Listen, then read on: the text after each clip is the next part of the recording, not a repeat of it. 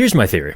You know, the world is like complicated and cynical, and you just can't help but be pessimistic about it. Well, I think music's going to go in the way of reflecting the opposite of that vibe, because people are looking for an exit, or at least a temporary exit, to the harsh reality of everyday living. So what kind of music do I think is going to take off? I'd argue that it's going to be the anthemic, feel-good folk pop that we kind of saw back in like the 2012, 2013 era, obviously with a more modern twist. But I'm thinking songs like Home by Philip Phillips, Back Home by Andy Grammer, I'm sensing a pattern here, and more recently, Good News by Shaboozey. In fact, looking at the rise in trends of getting rid of your phone, deleting social media, doing this dopamine detox or whatever, we know life was good back then, and we want to go back to that. So that's why I argue that music's kind of coming back. Anyway, enough rambling. Today I'm going to show you how to make a song in the style of that music. So here we are. We start just how any song would start, with the acoustic guitar. I recorded the acoustic guitar with this microphone here. It's the Audio-Technica AT4040. It's nice. It's got a little bit of a high-end roll-off, which is kind of good because my guitar is a little clicky. It's got a little bit more of a glassy sound, so it kind of attenuates that a little bit. But yeah, I just recorded the parts and then double-tracked them, so they're nice and wide now.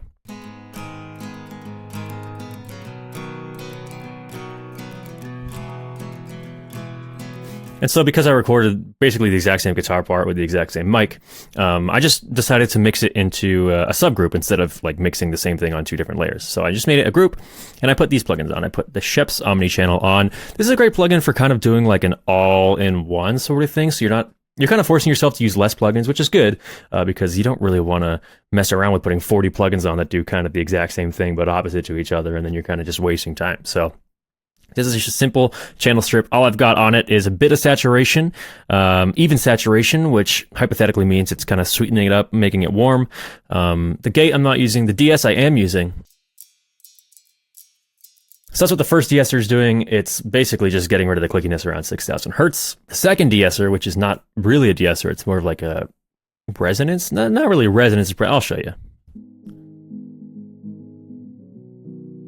It just gets rid of that boxiness and kind of like wubby throatiness that I'm not a huge fan of. And you'll see in all my videos that I'm typically doing attenuation around 250 to 300 hertz. Because if you take it off and then put it on, it just kind of softens it up a little bit, makes it a little easier to listen to. And so having this processing like this, it gets rid of the clickiness, so it's not really harsh to listen to because, I mean, the guitar is going to be there through the entire song. We don't want to get tired of it. 250 is like a big masking frequency, which means it kind of sounds louder than it is, and it masks a lot more instruments or sounds. So ducking it helps, especially when the instrumentals come in. Next thing that's important is a compressor sidechain to the kick. It's got that classic that kick has to pop through. There's a lot of stuff going on you'll see over here. It actually doesn't look like enough, but when I expand these groups, you'll see it's quite a lot.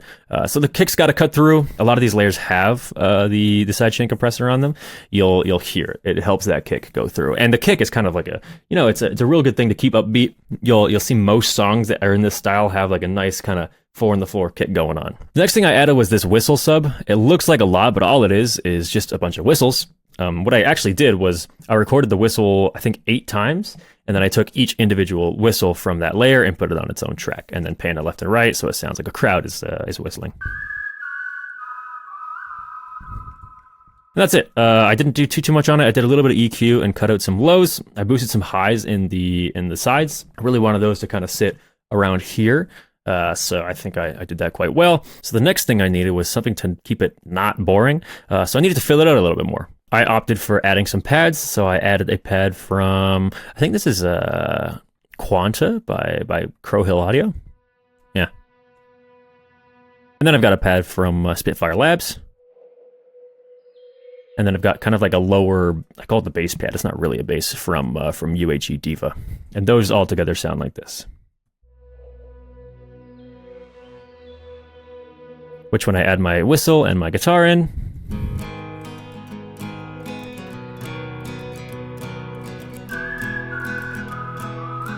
it has that ambience and that atmosphere, which is extremely important for a song like this. The song is supposed to relax you. It's supposed to make you feel good. What makes you more relaxed than nature and birds singing?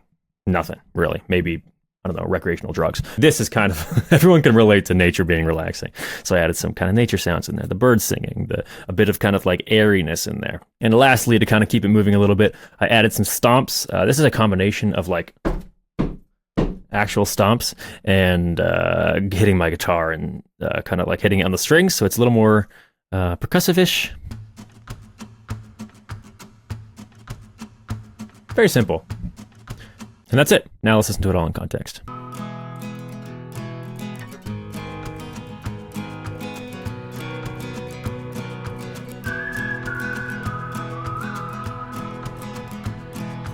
Into the pre-chorus, obviously I changed chords, changed chord progressions. We won't worry about that. I took out the majority of these strums here, these guitar hits I call them. I just went back to the stomps. I want to change in motion for the pre-chorus. The pre-chorus is kind of where the artist offers either a different insight on the song or a build-up that supports the message of the song, which will be taken in the chorus. So I want to switch it up a little bit, not make it too different. Have these stomps, and I switch up the chord progression. Nothing else is in there. You'll notice halfway through the pre-chorus, the pad comes in with everything else. Then the guitar hits come in. Building more tension, building more rhythm. And then we'll get to the chorus in a second. So it's important for that pre-chorus to transition into the chorus really well. Don't just have like a static pre-chorus that then kind of surprises you with that chorus. We don't want that. For the chorus, we have these whistles, but instead of them being every 4 bars, they're every 2 bars now.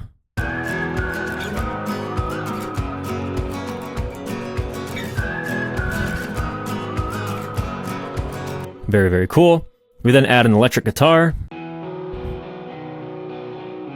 There's some pretty dirty guitars. That's why they're buried so deep into the mix. They're more of a supporting line, less of a melodic line. If you want those patches, they're in Matchler's Custom Shop on the Rangeway shop. This one's another amplitude patch, which again you can find on the Custom Shop. Shameless plug. They just sound like this. Very, very simple. Again, a supporting line, less melodic than you'd think. Into the drums. A lot of the heavy lifting from the drums is coming from Superior Drummer, using the Gospel EZX. It's just basically we want a deep, sharp kick and some sort of snare that doesn't take too much low end, but pokes out a little more in the high mids. And I'll show you actually what I did to make that happen. So if I take this processing off on the snare, it's a little bit too deep for me. I want it to poke out a little more. So I put an EQ on there and I boosted the high mids, and then I put tape saturation on it, and that kind of brings out the harmonics in the snare, so it now sticks out a little more.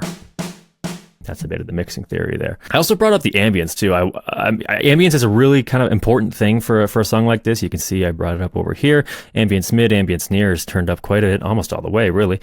This one's at nominal. Ambience is important, space is important, so as much ambience as I can bring into this without it being way too ambient, I guess, is kind of like a fine line. I then layer in another kick.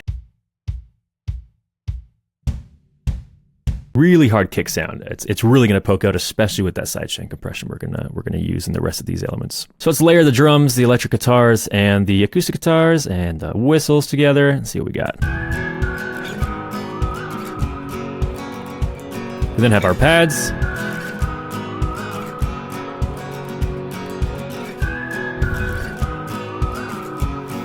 Now, what's missing from this, aside from maybe our stomps that we want? There's still a little bit missing. I would argue that we're missing a little bit in the low end. So let's add a bass. I have this bass from Diva. It's a really nice patch. It's got a chorus on it, so it's wide. It's not a deep rooted bass. It's more of a supporting bass around the low mids as opposed to the lows. And a lot more synthy than you'd think. This is what it sounds like on solo. Could even go a little more crazy on the width. Next thing I added was a banjo. I wanted a little melodic part to kind of keep it moving. It's a real banjo. I don't know how to play banjo, so I just kind of played this part on loop. So listen for it in the full mix, and you'll kind of hear that it's moving stuff along a little bit. All right, so after this, we have the actual, the main chorus. I call it the post-chorus.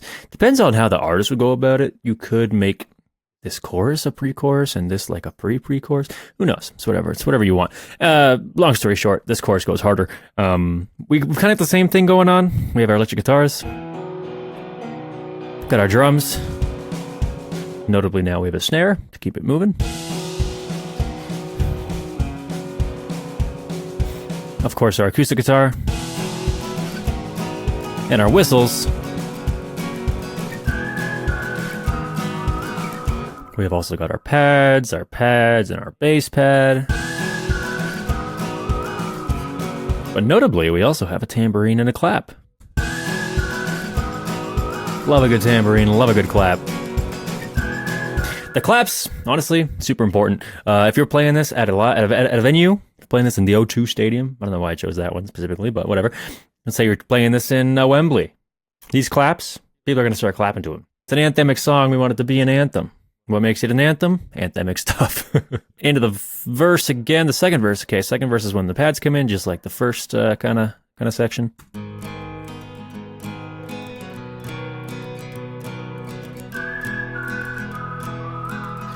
And then into our pre-chorus, our last pre-chorus before the big chorus has nothing in it.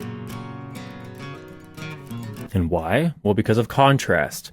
The more simple something is, the more complex the actual big part is going to sound. So you can't have width without mono. You can't have black without white, probably. I don't know. So we keep it real nice and simple here.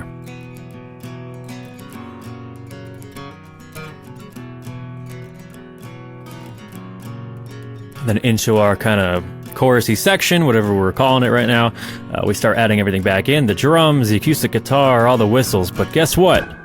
There's also choirs now. With some harmonies. And a pedal note, sort of.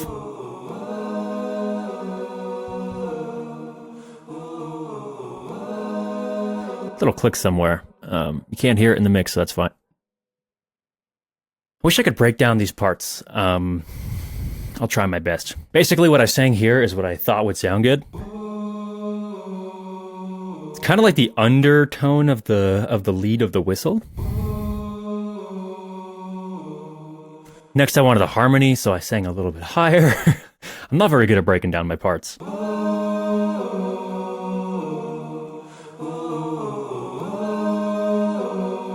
And then classic pedal note moment. I love a good pedal note. Pedal notes make stuff sound anthemic too. You know why? Pedal notes are always the root note. The root note is always the home feeling chord. You're always wanting to go back to that home feeling chord. So when it's an undertone of the entire chord progression, you see it's almost like a trip. You're like, let's say in the fourth. The fourth is like the most exciting chord.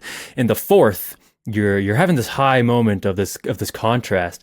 But you still feel the undertone of the root note, the root chord. And so you're always kind of gauging how far you are from home, which funnily enough is kind of what all these anthemic songs are about, home. But regardless, that has nothing to do with anything. Maybe it does actually. That calling of the home feeling is very nostalgic, and nostalgia is kind of what generates anthemic stuff because everyone's gone through nostalgia.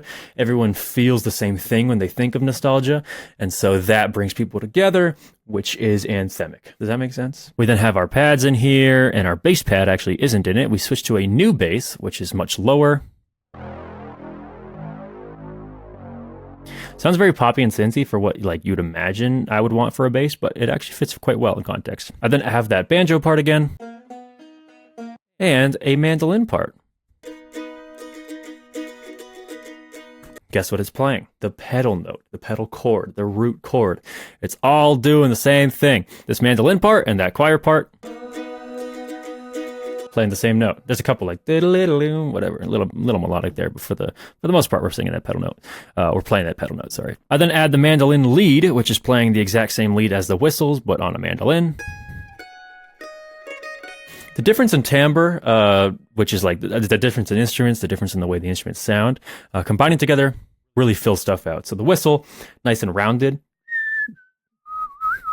The mandolin has that kind of scrapey, almost like a violin kind of texture on it, and that kind of combines really nicely. Then we have our tambo, our clap, and our stomps. We then have a cajon in the first section, kind of adds to just to build up a little bit. Sure, works. We have a classic riser. This is great for any big build. It's just a white noise riser. Especially that crowd exhaust, crowd, anthemic, you know what I mean? You got to blend those things together. You want something to be anthemic? Add anthemic stuff. That's what I've been saying this whole time. We then have a piano here. Classic piano part. We have our bass, another bass. Not as much of a bass as it is like a bass brass section.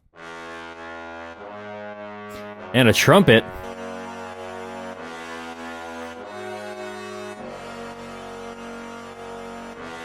Those, again, all going through the same sidechain compression.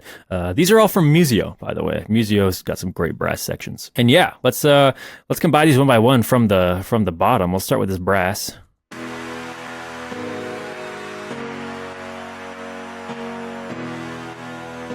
With our stomps, and our clap, and our tambo. Mandolin lead. Mandolin. Banjo. Bass. Our pads. Our choir. The whistles. The acoustic guitar.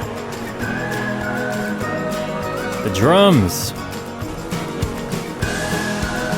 The electric guitar.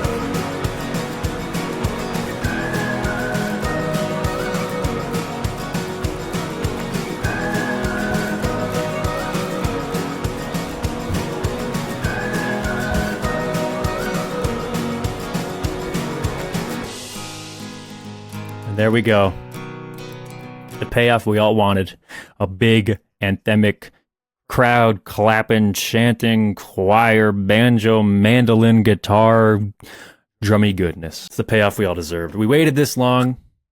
We waited through the fire and the flames. The fire being, you know, the pre-chorus, the flames being the chorus. I don't really know what I'm saying right now. That's how you make a good anthemic song. That's how you make good feel-good stuff. Because as humans, it's me, it's a choir of myself and a choir of my whistle, but we'll say it's a human crowd coming together to support one thing. The song. It may sound cringe or cliche, but that's literally what's happening, is humans coming together for one thing. And that's why this song sounds like there's a bunch of humans coming together for one thing. That's why 2013 sounded like there was a bunch of humans coming together for one thing, because all the songs had a bunch of humans coming together for one thing. And that's how you make an anthemic song. Thank you for watching. Subscribe if you enjoyed the content. If you didn't enjoy the content, I'm surprised you made it this far. Let me know what I should cover in the next videos. Always love your input. Comment something. I love responding to the comments. I love reading what you're saying. Unless it's a mean comment, then the hell out of here. Get out of here. But yeah, thanks for watching. Hope you enjoyed. Goodbye. Hope you learned something. Goodbye.